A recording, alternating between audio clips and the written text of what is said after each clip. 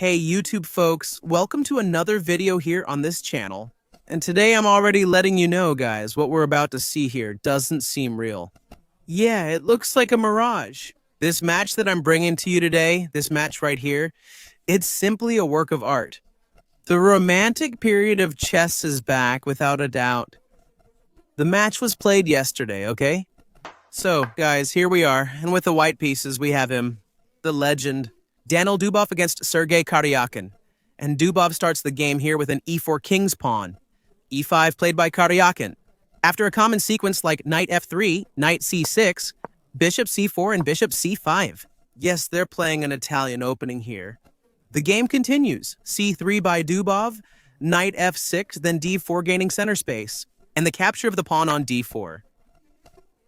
Here comes some new developments now. The most common move for white, far beyond the stars, is capturing the pawn on d4, okay? But that's not what Dubov did. Dubov played b4, a different move. It already existed, right? Some games have this move, but it's not very common. He'll bring some incredible attacking ideas here. The bishop is under attack and retreats to b6. The game continues with an e5, now poking the knight on f6, which jumps to its square. And in this position, white is down a pawn, okay? At this moment. And Dubov is going to offer another pawn to Karjakin after the move, bishop d5. Now he attacked the knight on e4 here. The knight doesn't have many escape squares, okay? Karjakin captures another pawn on c3. There were several exchanges on c3. Knight takes c3, then d takes c3. The game continues. You could even imagine how it might go next. A simple little castling, a queen to c2, but none of that was played by Dubov. He played bishop to g5 in this position, a really annoying move for black, because the queen is completely trapped and under attack. Playing f6 here is risky and dangerous, as a capture could leave the king completely exposed. Karjakin, a legendary defender, played knight to e7, blocking the bishop on g5's attack. And now, yes, Dubov moves two pieces with a single move. That can't be bad, he castles here. The game proceeds with h6 attacking the bishop. Bishop moves to h4 and both players castle. Currently, black addresses some issues by defending the king. There are still some development problems here with the bishop on c8 and the knight remains pinned. So in this position, rook e1 was played by Dubov, and queen e8 Karjakin here immediately wants to get the queen out of this pin, to free the knight so it can move. Right now, there's a threat of knight to d5. Dubov declined, breaking the white bishop pair and moved his bishop to b3. The game continued with a 5. Karjakin at this moment starts mobilizing the pawns. Queenside, bishop f6. There's a bomb on the board. What kind of move is that, Rafael Zinho? Well, Dubov here, he's being very creative in this game, okay? He plays bishop to f6, which brings some ideas here. Besides the artistic aspect of this move, right? He's creating an attack here on the g7 square, and also blocking any future expansion of the f-pawn, okay? At this moment, the pawn is pinned, but it's also blocked. Now by the bishop. You might ask, Rafael, is he giving up the whole bishop? Just capture it. Isn't that good? It's actually not a good capture. That's not what happened in the game, but if you take that bishop, the pawn captures and it's unstoppable. The tactical theme here is to take the g7 pawn and the rook might be falling next. That would be a very losing line for black. So, in this position, Karjakin keeps playing with a4. His plan now is to remove the bishop from this diagonal, right? Dubov doesn't take the bishop off the diagonal. He plays bishop to c4, simply keeping black's problems. So, in this position comes knight to g6. Karjakin now starts to free up his pieces a bit, right? Is the knight making contact? The e5 square is pressured and there are jumps to f4. In this position, Dubov plays creatively. He doesn't move the threatened bishop, right? He plays another idea. He plays queen to g3. The romantic spirit of chess is in the air. What's Dubov's idea here? He's threatening queen takes g6. Notice the f-pawn is completely pinned by the bishop on c4, which is a key theme here. If black takes the bishop on f6 here, which didn't happen, then what? So there could be several winning lines coming up here for black, okay? With queen takes g6, then king h8, queen takes h6, and king returns to g8. Here, a capture threatens mate on g7 and creates a discovered attack on the queen. Black would be lost in this position, but that's not what happened, okay? Karjakin is very sharp, a great defender. In this position, he plays a creative idea. playing on the theme of trying to block the action of the bishop on c4 on the diagonal. He plays d5. It's a bold move, because it allows the en passant capture here, opening up a discovered attack on the queen on e8, and Dubov went for this line, capturing en passant. Now he's attacking the queen, but Karjakin here has a very creative idea to play here, blocking the attacks with the bishop on e6. Look at this move. Karjakin at this moment blocks the queen's attack, right? From the rook on the queen, and at the same time, he blocks the bishop on c4. He pinned the pawn on f, also defending against the queen's threat on g7. A very elaborate, creative defensive idea. But Dubov said, no, none of that. Your defense isn't going to work. Because he plays here the bombastic, devastating, incredible, and fighter. Queen takes g6. What a crazy move. This move is enough to make you fall out of your chair. Dubov here, he's simply sacrificing the queen, okay? The queen capture is forced here because there's the threat of queen takes g7 with an unstoppable mate. So Karjakin here must have been very surprised by this move. He took that queen on g6, and now how does Dubov prove this attack? What's happening here? He gave up the queen. He traded the queen for a knight. Nothing more, nothing less. In this position, he's going to recover some material. He captures rook takes e6. A strong move attacking the queen and creating discovered attacks along the diagonal. Karjakin played queen to f7 here. And at this moment, Dubov, once again, he gets it right. The precise move. He plays the strongest move in this position, which is bishop takes c3. A difficult move to make because there are several threats here on the diagonal as well, with the possibility of recovering the queen, right?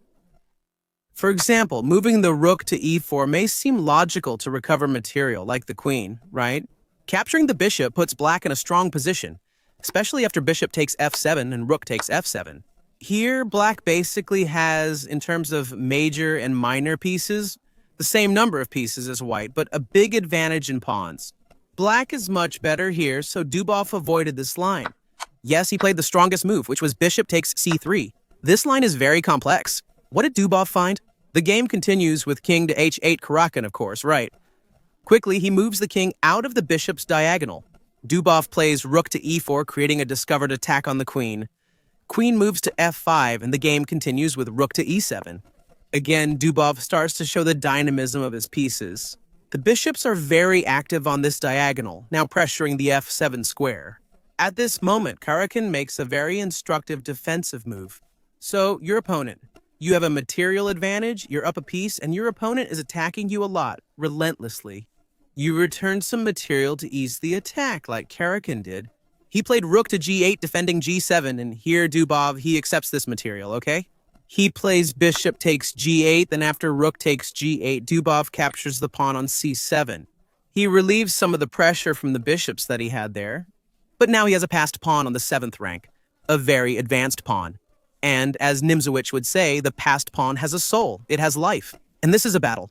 The game continues here with Karjakin playing queen. c2 attacks the bishop, attacks the pawn on f2, and in this position, Dubov has a choice. Defend the pawn on f2 and lose the 7th pawn, or protect the 7th. That's what he does. He plays bishop e5 to defend the passed pawn, letting the f2 pawn fall. So bishop takes on f2 was played, the king goes to h1, and now bishop b6 going back, as Armando would say. Already considering returning this piece for the passed pawn if promotion threats appear. Dubov played h3 here, creating an escape square for the king on h7 and slightly improving the black king. Rook e1 Dubov now brings in the last missing piece, the rook. Then a3. Karjakin's idea might have an offensive intent, okay?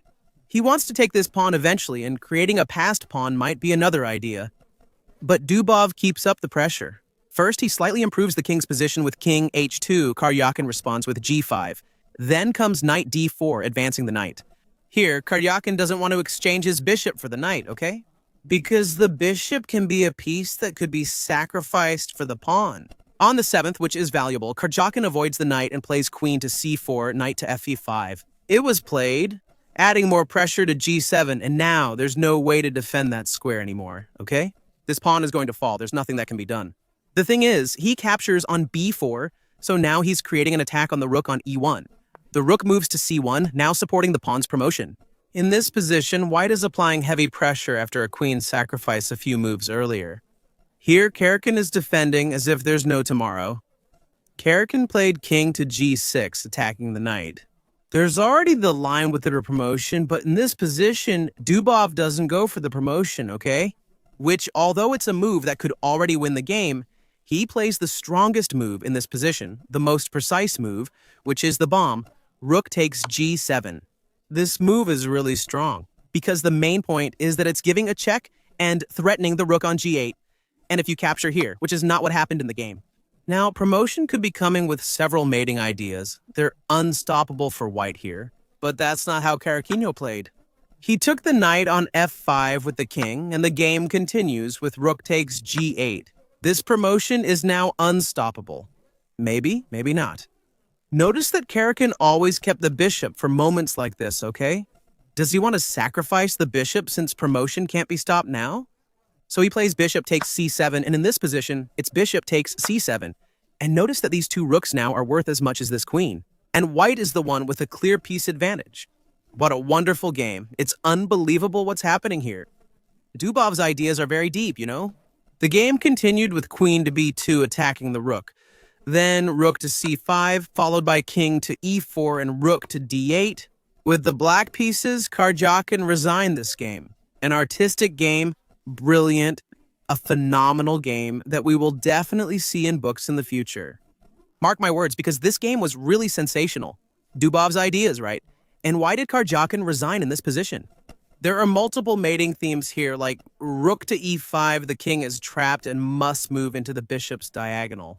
For example, the computer said queen to f6 is the strongest move in this position against queen to f6. Play rook to e5, then queen takes e5, followed by bishop takes e5 and king takes e5. A whole piece advantage here for white. White is absolutely winning. So, guys, this game had to come to the channel because it's a really amazing game, okay? Attack themes, romantic chess, it can't stop. I hope you enjoyed this game here. If you liked it, don't forget to hit the like button and stay tuned, because at any moment we'll have more videos. Thanks, everyone. See you next time.